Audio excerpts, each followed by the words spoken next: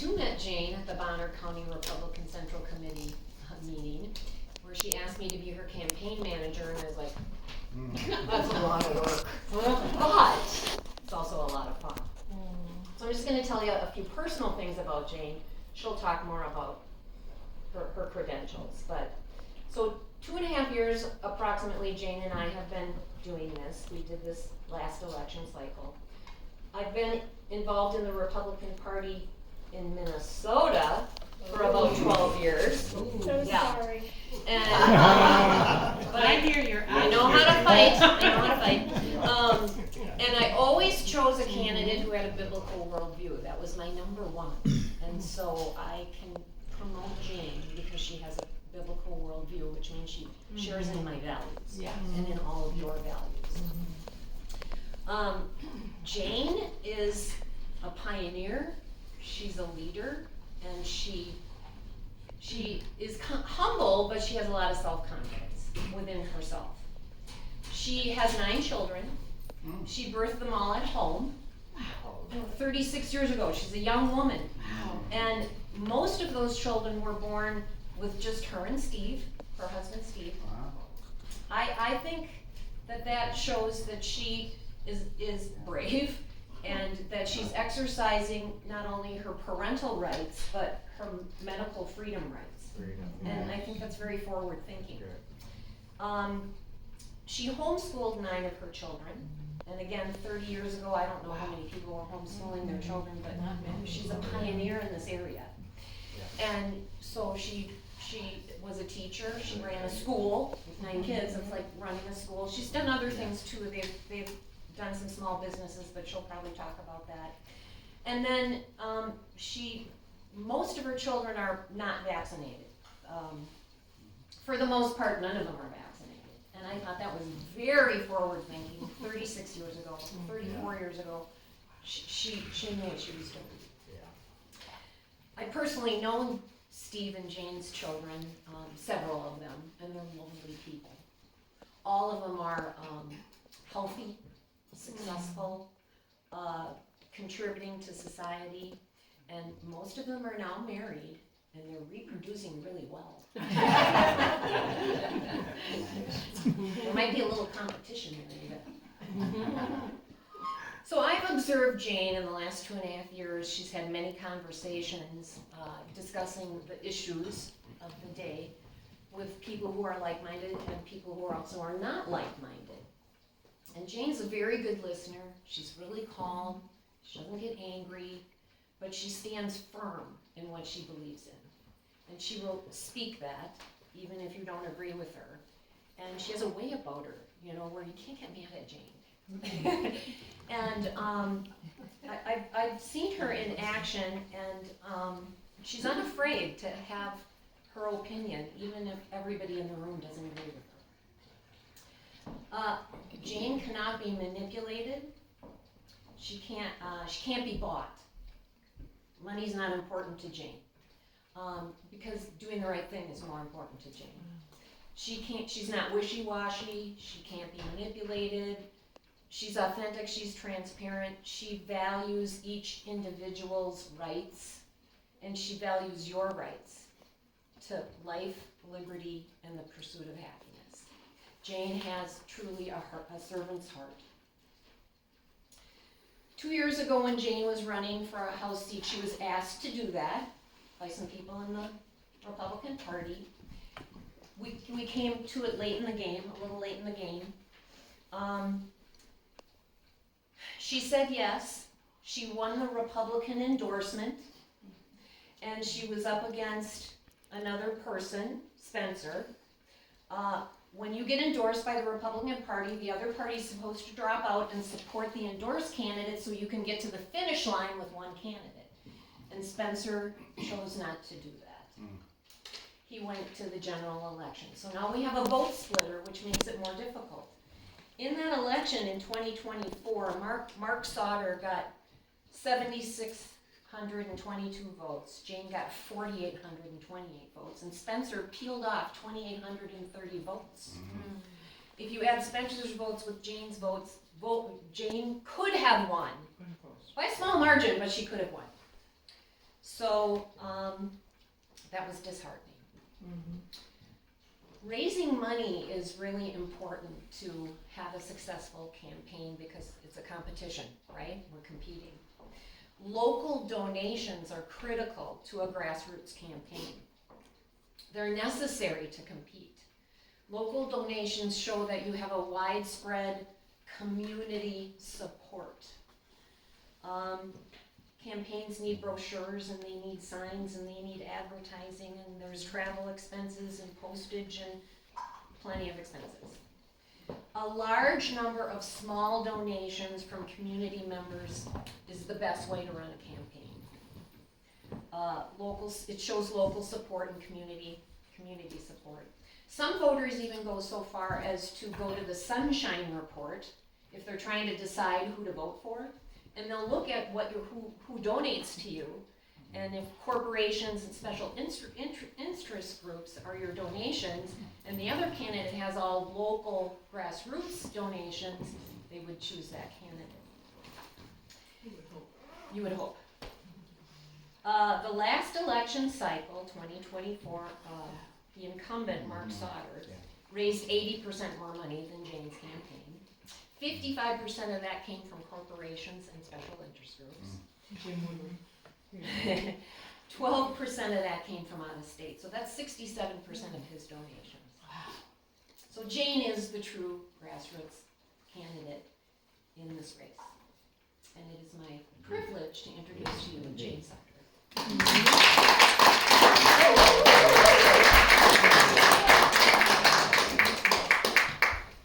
Well, it's wonderful to be with you all. I just want to thank Carmen and Michael for opening your home. It's just really wonderful to be here and meet your friends and neighbors. And thank you all for taking time out of your week and your day to come here. I know that if politics weren't important to you, you wouldn't spend time being here. So I won't run on and on, I hope, but I do just want to start. I appreciate also Michael opening in prayer, because I really try to start every meeting I run or have, whether it's just me and that and my social media gal, we start with prayer, because I think it's really, really important. And I do praise God for just the opportunities He's given me over the last few months. I made an announcement to my closest political friends back in June. So I told them at the end of June, because I was getting ready for the county fair season. And so I was able to work at the county fairs up in Boundary and in Bonner. And I really met a lot of people, a lot of nice people. And all I had was a little business card or a little, card thing that I would hand out. But it gave me the chance to start to feel the heartbeat of my district again, because it was difficult to run against Spencer and Mark in 2024, and it was disheartening to lose in a three-way race. Many people said, oh, it can't be done, you could not possibly win, and it happened around the state as well. It happened down in Moscow with a very solid young man who was running against the liberal, and somebody came in as the third person, and he lost by even a smaller margin than I did. So he's running again, though. His name is Colton Bennett, and he's running again, and solid guy. And so I have been involved in politics all through the time where we were rearing our children. Back in Minnesota, where I lived at the time, where our first three kids were born, I went to the state convention up in Duluth with a baby on my hip. And from there, I just did whatever I could. It's a lot of, time-consuming things to raise that many kids and to homeschool, to boot. But I managed to do poll worker and things like that, things I could just do to stay plugged in while my kids were little. But fast forward to 2024, my youngest child was 18, and I was free then to say, okay, now I can serve in a bigger way. And so David here was asking me about how I got involved, and I started here in this area by getting to know Heather Scott. And so we were friends about 5 years ago, and through the course of time, if she was busy or something, she'd say, oh, could you print this, or could you make these phone calls, or whatever I could do to just do something to help her, because she seemed like she always needed, it's a big district. There's a map up there on the counter that shows you the district. And if you look at it, it's bigger than a lot of the districts in Idaho because we don't have a very big population. And so if you just look at that map, I didn't make a ton of them, but you're welcome to take all that I have. You'll just see that, we're the whole width of the state, and all the way down to actually my road is actually the cutoff. I have neighbors on the other side of my road who are in District 2. So when they redistricted and they moved Heather out of District 1 into District 2, I was a precinct committee person at that time, and they actually dissolved my precinct. And so then I didn't have a job in the central committee, so then I just started just being like a volunteer with different committees that are in the central committee. So this is the first time I've ever run for something, that's state level. So of course I have the same last name as the incumbent. So normally when I knock on doors, within the first 30 seconds, people get this look on their face like, wait, what? And so I just try to tell them from the get-go that I'm not his wife, I'm not his ex-wife, I'm not his sister, and we're not related. Yeah, I don't think I'm like his daughter, but he doesn't have a daughter. You have great genes, obviously. Anyway, and then someone just recently said something about being related, and I said, well, even if we were related, he'd be related to Steve, not me. That's so right. not running. So anyway, so that's kind of my history with political things. We have had small businesses. My husband is an entrepreneur.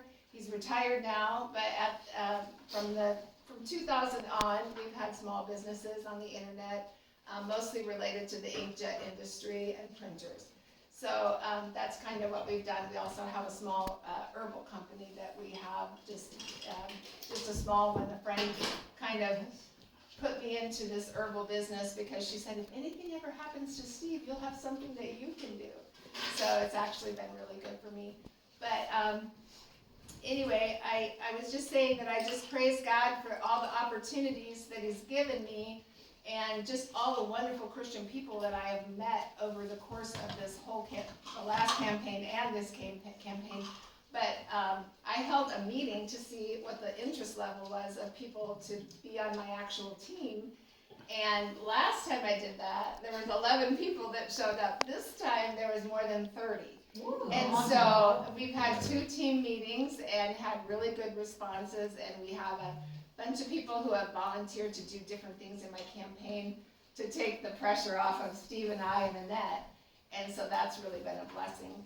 And Annette spoke a little bit about the finances, and I'm encouraged because I'm very close to what I raised last time. And so it's because I started earlier, but also there was a really nice gentleman that I just had met around the fair time, and he came to me and he said, I'll do a matching grant. I will give you $1,000 if you can raise $1,000. So of course, I'm sending out texts and trying to find people that'll pitch in, to make 1,000. And I ended up getting those people that I contacted provided $2,000, and then the guy gave me the 1,000. So right off the bat, I was able to have things printed so I could go to the fair with actual brochures. So it's things like that make me so excited because I pray for funds, and so it's just neat to see God provide. So I did go to the opening session in January, on January 12th, and I was able to sit in the, has anybody here ever gone to the legislature for a session? Anybody? I highly recommend you make that, put that on your bucket list. It is really cool to see, it would be cool to see it at a national level, but even at the state level, it's so, the Capitol building is beautiful. It's fun to sit in the gallery and see how it works and see all your legislators sitting in one room. And so anyway, I was in the gallery and I texted Cornell Razor. I'm like, I'm up in the gallery. And he's sitting there and he's reading his telephone, and then he looks up and he sees me. So then he takes his phone and he takes a picture of me. And then he put it on Facebook. Oh, So there I am. And I was there with my daughter-in-law, and we had my grandson with us, and he was just a little baby. So she had to go out because he cried at the very end. But anyway, and I wish you could have seen Mark Sauter's face when he saw me up there. It was like his eyes were real big, and he tried to take a picture of me, but he couldn't like get his phone just right. So his buddy next to him just took his phone and just went like that. So, but anyway, then I went to a very important meeting at the Capitol. 2 days later, they had a geoengineering meeting. Does anybody here know what geoengineering even is? Have you? I know there's been like rumors flying, but there's like trails in the sky, kind of, you know, like a checkerboard pattern or whatever. And a lot of people think that, you know, those are more than just the vapor off of an airplane. And so there's a lot of conjecture, but there's also a lot of facts. So they did some testing at Priest Lake, and they tested down south, and they tested Priest Lake water. And what they found in the water was a variety of chemicals that really shouldn't be there. And so there were 4 people that spoke at that meeting, and one of them was, he's called a U.S. hotshot firefighter. And he was saying that during his time as a hotshot firefighter, he said that it seemed like wherever they were doing the cloud seeding program and the chemicals that were in the water and were clearly had been found in that area, it was supposed to make it rain more. But what it actually did was those chemicals were flammable, and the fires would be more explosive and bigger than what they had been before. So I've got a report that's like an inch thick, and it's all about the cloud seeding program and the actual results from this cloud seeding program. And it is funded by the federal government, but it's also funded partly by the Idaho government, or by the state of Idaho. So anyway, that was a meeting that I really wanted to attend, so I stayed on at the Capitol to go to that. And we could talk about that later, because if you say, oh, it's just vapors, oh, it's just, you know, I'm not going to criticize you for believing that that's what that is, but I think as facts are coming out, it's something that the legislature is going to have to address. So anyway, let's see, I'm just going to go over. I know that the whole deportation issue is very big. It's a volatile thing. A lot of people are really fighting ICE, and I really personally, for myself, as a legislator, if I'm elected, I'm going to encourage us to cooperate with ICE and to remove the illegals. I feel like they're taxing all of our resources, our jobs, our jails are full. And I'm not saying it's all illegals, but I'm saying that they're taking the numbers over the top as far as our jails are concerned. I don't know, somebody here was from Elmira, was it you guys? So are you in Boundary County or Boundary? Yeah. Oh, okay, because in Boundary County, they have a predicament because their jail is full. And they need to expand, but they don't have money. And so they want to go from a 24-bed to a 60-bed jail, but there's just no money for it. So in the case of the illegals, they're on welfare. They're just taking the resources that really are meant for Idahoans. And so that's something I feel strongly about. And that's like, we did a phone poll last summer, and that was the #1 issue for the people in this area. When we would ask them the questions as a multiple choice, that was the thing that they were concerned about. So there's also bills coming forward about Sharia law. I don't know if you guys know all that's to do with that, but that's like if we have foreigners coming with their foreign religions, we cannot make room for all of that. It's inconsistent.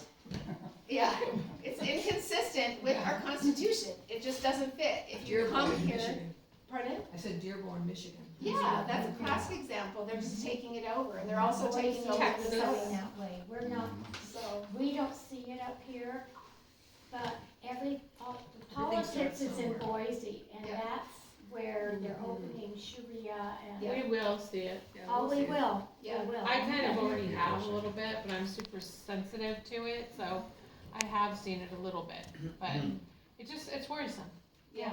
And also the whole mountain home Air Force Base thing is an issue. I think that was sort of a surprise to all of us, but at the same time, I think it was in the works prior to that, and we the little Idahoans didn't know anything about it, and so when it came about, it was a shock kind of to some people, but I think that the solution would be to keep them from embedding. In other words, don't bring grandma and the dog and everybody over here with you from Qatar. If you gotta be trained on these airplanes or you're gonna purchase them, do your thing and then go back home. Yes. I know that there's cooperation between countries, that happens all the time, but I just hope that they can corral it and keep it small and not make it where they just all come. And so that to me is a solution, is that they stay on the base, they don't bring their extended families, and they don't embed. Another issue that's really important to me, and I bet it is to you too, is abortion. And right now, Mark Sauter has said that he wants to change the language in the current abortion ban bill to more closely fit what the Adkins decision was. But technically, he says that our healthcare providers are confused and need the language clarified. Well, to be honest, it's not confusing. If you read the Adkins decision, it's very clear. And it also, I want to find the actual, it already applies good faith decisions to that. In other words, if a doctor needs to make a decision, he's not going to be sued just because the mother's life was in danger and he chose, okay, we have to end the pregnancy to save the mother. It's in there as a good faith decision, so the language is already there. So Mark is basically saying that he doesn't like the language in there and he wants it changed. And so that's kind of coming down the pike still. They kind of threw it out there at the end of the 2025 session, and it hasn't been picked back up again fully this year yet. But they still have, 6 more weeks left. So anyway, me personally, my position is that I believe that abortion should be illegal in every case, even in the cases of rape and incest, simply because the baby, it's not their fault. It's not their fault how they were conceived, and their life doesn't have less value because of who parented them. So that's my personal belief. I did have a man come up to me at a meeting in 2024 and ask me about that, and I told him exactly what I just said. And he said, well, I disagree with you, but I understand where you're coming from. So clearly the man had skin in the game. I mean, he probably had a relative or a child or somebody who had those things happen to them, and that's unfortunate. But I still stand with the baby has intrinsic value and is made in the image of God, and I will always vote that way. Amen. So, and I make no, like Annette was saying, I can't be bought and I can't have my mind changed, but that is something you hear of someone saying, well, that's a hill to die on. That is my hill to die on. So, just so you know, I'm super clear on that. Another thing on that is that back in between 22 and 24, we lost 35% of our OBGYN doctors in the state of Idaho. However, the left would have you think that it was because of the abortion ban, and it was because of low pay. Hold on one second, I don't want to get it wrong. Low pay and declining birth rates. So if there's declining birth rates and we don't have the population up here to support an OBGYN that's just wants to deliver babies for a living, but there's not enough babies to deliver, well, that's not anyone's fault. That's just how it is up here. Yeah. And there are more midwives in the area, both in Boundary and Bonner, who are opening up their businesses, not just to deliver babies, but to do prenatal and postnatal care. So it's not that we don't have providers, we just don't have big-time hospital providers like they're looking for. And so anyway, and I don't call it women's health care. If they're gonna talk about abortion, it's death care to me. And so anyway, I do have another handout back there, and my handouts are back there, and they're in a paper clip, but help yourselves and take as many as you want. But there's also a handout back there that Heather actually produced a few years ago, but I still carry it with me because it's 101 things you can do to get involved. And so there's so many good things on that list where citizen involvement is critical to legislators. They need you. They need your opinion. They need you to call. They need you to write and stand up for issues. So they know. I mean, I fully expect that if I am in the legislature, I will need you to contact me. I will need to hear the voice of District 1. I can't just vote my own conscience and not hear from you, because how good of a representative would I be if I just represented myself? So, I mean, so anyway, that's important to me. Citizen involvement is huge. Jane, I have a question. Yes.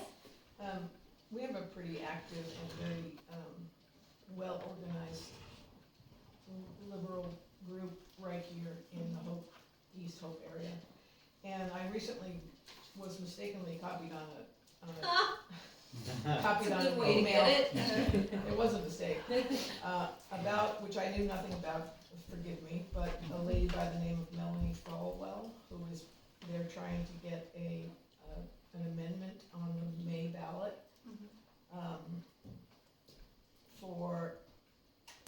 with relationship to abortion, and to have it, so they're gathering signatures, and from what I understand, they are getting a lot of signatures. I don't know exactly what the language is, but it basically is one of these abortion up to birth Yeah. kind of thing. Yeah. And this woman is a real advocate and an activist, and she's working hard to get this on the ballot. Yeah. So Yeah. I just didn't know if anybody was paying attention to that. Yeah, so there are signature gatherers going around to get signatures both for the abortion initiative on your ballot in November and the legalizing marijuana on your ballot in November. So if you're against those things and you have someone come to you with a clipboard and say, hey, we're doing a thing for the ballot, can you sign it? They are supposed to say, I am a paid signature gatherer for, and then say who they're working for. They're supposed to say that, but they don't always say that. So, and yeah, you definitely want to. You have to pay attention. You have to decline to sign, because what they need for the abortion one anyway, I believe, is 70,000 signatures for the whole state. And in our district, I believe they need 2,400. So I don't know where they're at, because obviously I don't know anybody who's gathering the signatures. But I know that they're working really hard, so much so that they're paying people to do it. Paying people to get the signature, or paying people for the signature? Well, Both. yeah. I don't have knowledge of that, but boy, it doesn't sound like something they would stop at. Right? Yeah. According to this email that I was mistakenly privy to, it said we've collected over 65,000 signatures statewide. Oh no, 5,000 ago. Our validity rate is holding strong at 81%. Oh, We it's have terrible. officially or likely, but not counted, qualified 8 districts. District 6, 15, 16, 17, 18, 19, 26, and 29, and we're very nearly qualified in 2 districts, District 8 and 25. Another 9 districts are between 40 to 60% qualified, and we will have our focus on a large-scale knocking door effort in the weeks in districts 1, 4, 11, 12, 21, 22, 33, and 35. Wow. So we're one. We're one. And so is Sandpoint, correct? Sandpoint. Yeah, they'll get the signatures there. Yeah, in the city. Do they check those signatures? They're supposed to. They're supposed to. She says they've got 81% Wow. validity, so who knows? Yeah. But it was eye-opening. I wish they would copy me by mistake on more things. Yeah. So, the medical freedom, I wanted to talk about that sheet that Annette handed out on the difference between how Cornell votes and how Mark has voted and how I would vote. And the medical freedom one was huge because clearly up in this area, there were a lot of people who didn't want to be masked. They did not want to be forced to have vaccines. And Mark clearly voted in those camps to keep those things in place the way they are. So he clearly, when he does a town hall, he makes sure, he will tell the people in his town halls, I don't recognize any of them, so if they don't hang around in Republican circles, who are they? Democrats. Yeah, so anyway, I would say when you're in one of Mark's town halls, 95 or more % are Democrats, and there's just this little handful of Republicans. So he also, which I found disturbing, I don't know, maybe it's just me, but I don't know if you all know that Sean Keogh was the senator Oh, yeah. here in District 1 for 22 years, Yep. and she's a Democrat. And at his town hall, Mark had Sean in the second row and was referring to her. Well, I don't know, maybe Sean knows that, or, you know, like, I was sitting right behind her, I was like, who is Sean? And I'm looking around, and then when she got up and turned around, I was like, oh my word, he's like actually referring to a Democrat senator while he claims he's a Republican. Wow. So, Plus, she made, Makes me so just the little things that I know, Yeah. she made a lot of money when she was a senator. yeah, You know, Just- went in poor, came out rich, yeah. and she basically, 22 years. all the things that she was involved in and had her hands in Yep. were, as far as I understand, just given over to Jim Woodward. So he's He's their boy. he's her, Yeah. he's her boy. Yeah. They were close. So there's something called, so that you're aware when it comes in your mail, because it probably will, there is a group called North Idaho Voter Services. And they will put out a card that they want the average voter who is uninformed to think that it's coming from the Republicans, Yep. but it's not. And so, because I've gone door to door and had little old ladies say, well, I got this card in the mail, and it all Yeah. has all the rhinos. Yep. Jim Woodward, Mark Sauter, Yep. Chuck Lohman, and then all the recent people that are running against the real Republicans. Yep. So just so you know, don't be fooled by that. It will probably be coming in the mail here in the next month, I would say. But you'll know the Republican one, it's red, white, and blue, it's bigger, and so just be aware that they are not true Republicans. And there's a lot of Facebook groups that are not true Republicans either, so just, That's true. You have there's to- so much more dishonesty going on in this whole realm that you have to be aware all the time. And I just wanted to mention that we will be having, I am hosting a prayer meeting for 1 hour every week between now and the primary. I'm not 100% on the location, but if you check my website, janesauterforidaho.com, or just janesauter.com, it'll lead to the same one. Check my events page, and I will have the location and the time for that prayer meeting. And it's not gonna be I had a very nice gentleman approach me at the Foundation for Wildlife Management banquet. Oh, I could do a devotion or something, and I said, well, okay, we're gonna just pray. We're just gonna pray. We're gonna pray for the state. I'm not gonna take him up on his offer because we're not there to have a devotion or a Bible study. I expect people that are coming that are gonna wanna pray, and bring your Bible, because we're just gonna, storm the gates of heaven and just pray that God will bless Idaho, bless these races with righteous people. Yes. And that's partly why I decided to run, because when Steve and I would pray, and Steve and I generally will try to pray together out loud every day, and when we pray, oh Lord, remove the wicked and replace them with the righteous, we pray that, but then I really felt deep in my heart, like, if I'm gonna pray that, I have to be one of those people that says, okay, I'll be the one to step forward. And so anyway, I'm excited about that prayer meeting. And also, there's other meet and greets, there's forums that will all be on my website, on the events page. I'll have the different forums. We're gonna have candidate forums. Mark doesn't typically come to anything that's at a church. So if there's forums at a church, he might not be there. Jim Woodward typically doesn't come to those either, but they will be at the one at the high school. And I think Mark came to the one at the Clark Fork Senior Center. So he does come to some, but he just doesn't typically come to churches. So with that, I'll just open up for questions. I appreciate you guys being so attentive, and I probably ran on at the mouth. I'm kind of sleep deprived. Our little dog died yesterday, and so and we've never gone through anything like that. He was 16 years old, and we let him just die naturally at home. For the last couple of weeks, we've been like parents with a baby, getting up in the night, and it's been very difficult. So you would think after having 9 kids, we'd be, tough and just like plow through it. Well, we did. We are tough, and we did plow through it, but it was still very difficult. Heartbreaking. So I'm a little sleep deprived, and I probably jabbered too much. But anyway, You did not. do you have any questions that you have for me? Jan, Yes. question. So I'm all about freedom of choice, and God knows that I've learned new things in life as I've been exposed to more information.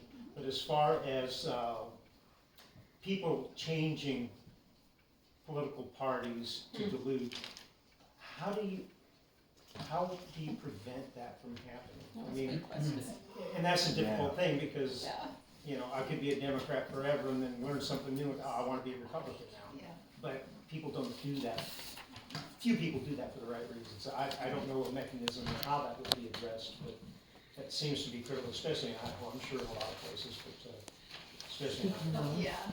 The laws are set up in such a way that it really is against the Republican Party because the Democrats know that our primary is what matters. They say whoever wins the primary typically will be the winner because in the general, it'll be broken apart 75-25 generally in this district.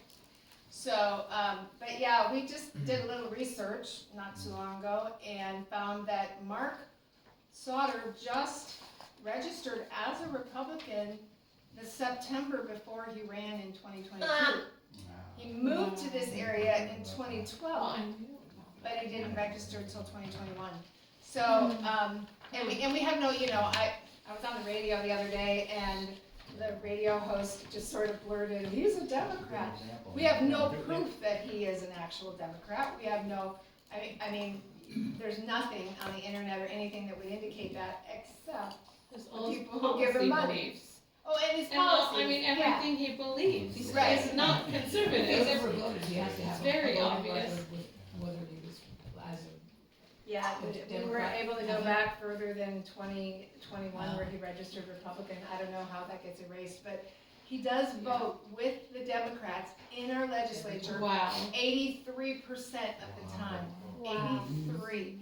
So I personally messed myself, up. I don't know how he sleeps at night when he calls himself a Republican. So messed And up. yet the party is kind of unable, they're unable to oust someone like that. And it's really frustrating because when you're a real Republican, you're up against a person who, it's just his word against my word. I mean, isn't their motto, we will win at any cost? It doesn't matter. They'll lie, cheat, Yeah. steal, be someone else. Yeah, They'll do whatever they have to do yeah, to win. As far as elections. Yeah, it's like Takia, it is like the Elections. Muslim way. yeah.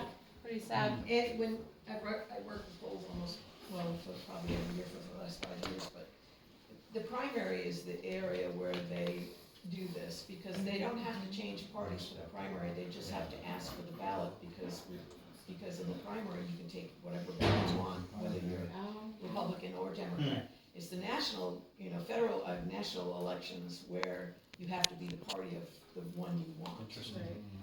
And then they'll switch back. And they'll switch back. Because they want to But vote they don't Democrat. have to switch for the primary. You can just go in and ask for Correct. that. Even if you're a Democrat, you can say, I want the Republican. Does that happen in all states? Are there states that don't allow that? And what's the Yeah, mechanism? Idaho is unique in that. I don't know what other states do, but not every state is like that.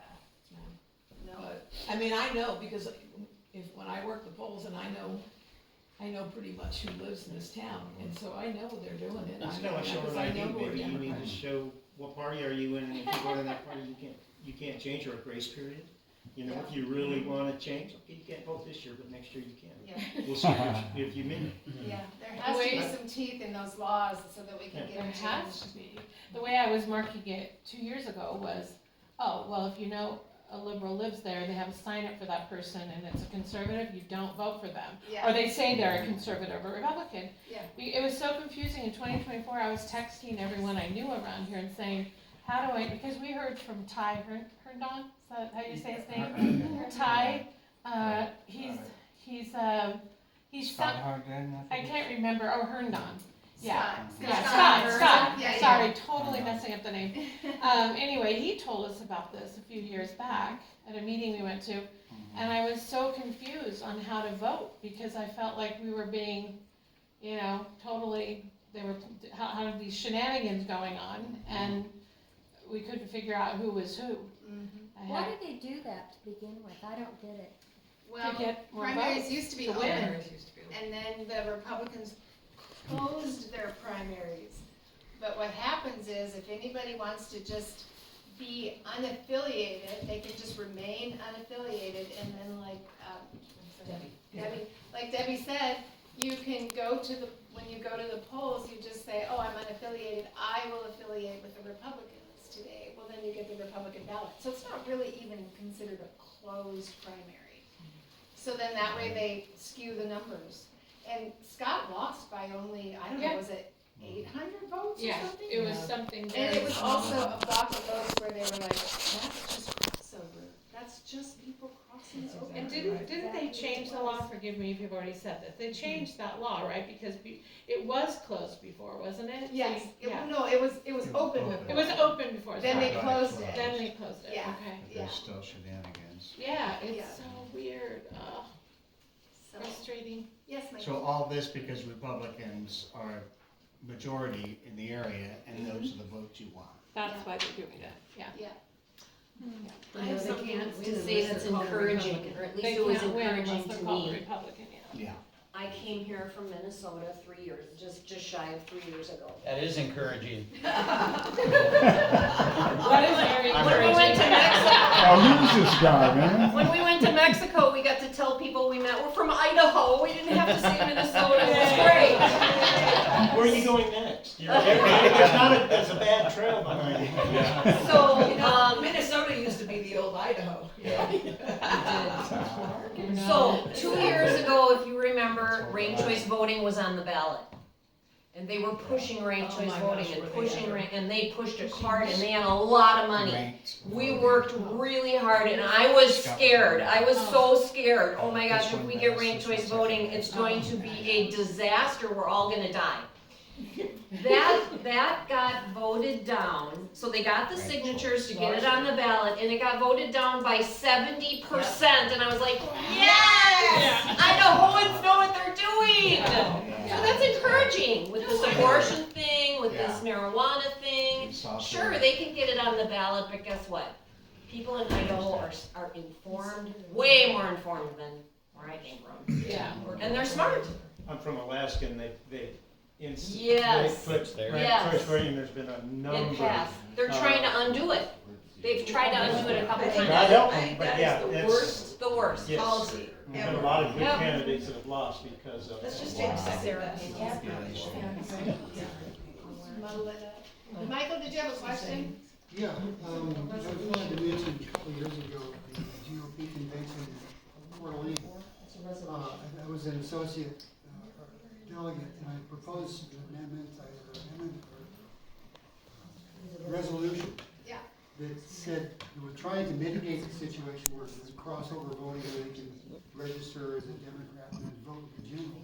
Yep. So my proposal was to make it mandatory that they couldn't switch over for a minimum period of 1 year. Right. I wondered if that ever happened. No, it did never go through. And it could still come up again in a different way or with different language. And I would pursue that actually, because I think we're sunk if we don't do something. Yeah. Yes, we do. This is just gonna snowball and just keep getting worse and worse, and then it's, I mean, our central committee is already infiltrated by, it's so clear, there's like 7 or 8 of these people who beat out our precinct committee people, and there they sit, and they all vote as a block. And in Kootenai County, it's even worse. And we've got more people who are liberals on their central committee. So, and a clear picture for me of Mark's allegiance was last summer when we were at the fair. We had a Bonner County Republican booth, and then Cornell and I, and Ron Korn, I think, we were all in a booth next to the Republican booth. Mark and his wife came to the fair, and they stayed as far away from our booth as they could. They never looked, they never spoke, they just stayed. Raul Labrador even came. The Attorney General came to our booth and came to town that weekend. Mark just stayed away, and I was like, how can you do that? How can you claim that you're one of us, and then you have nothing to do with us? Darkness doesn't like light. Yeah, for sure. Right? Yeah. I mean, that's why he won't go near a church. He's afraid he'll be struck down by lightning. Well, so then in all of that, I will say that even when I drive by Spencer Hutchings' gun store, I still pray for him. Yeah. And you know, your heart is just a little hurts because these people are in such darkness. Yeah, right. And so anyway, and I pray for Mark. I pray for all the legislators. I try to every day, and that's something else I have in my ladies out there too. But I've got I'm just gonna show you. I've got a really awesome. When I was down at the Capitol on opening day, it's a prayer guide, and it just has this year's every legislator and their phone number and their address in this little pamphlet. So please take these for prayer purposes, or even just if you want to call them or something when you want to give them your opinion. So anyway, with that, I'll just end, and thank you so much for coming. I want to share with you something that I heard at BCAT meeting 2 days ago. That's Michael and I go to those. It's the leaders of each city in the county, and some other legislative representatives are there. And one of the things that we heard was money is getting tighter in the state, which we all know and we're all feeling because we were over generous in the last several years in grants and those types of things. But it was brought to our attention that the politics is down in Boise. All of the special interests are down there. North Idaho is being forgotten. So we need to have good, strong, mouthy representatives up here in order to get our share of the pot. So vote that way.